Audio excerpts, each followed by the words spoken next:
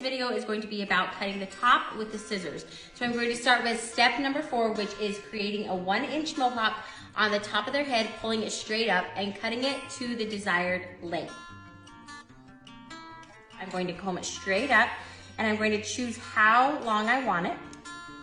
And I'm going to make that first cut. Now I'm going to match every cut in this mohawk section to that very first cut. Right there and exactly where I need to cut to match that length. And I'm just going to keep going straight back with this mohawk section all the way back until I run out of hair.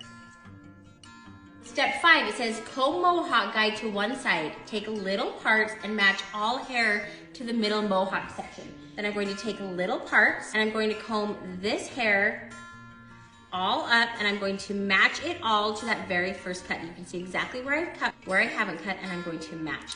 Then I'm just going to go all the way back on this side, taking little parts like this instructions say, match all to the mohawk section. Use middle guide and pivot around the back of the hair. So I'm going to take this guide right here and I'm just going to pivot all around the back. All middle mohawk section over to the other side and repeat exactly what you did on this side. We've now just done steps 4 through 8. That's really all there is to cutting the top with the scissors.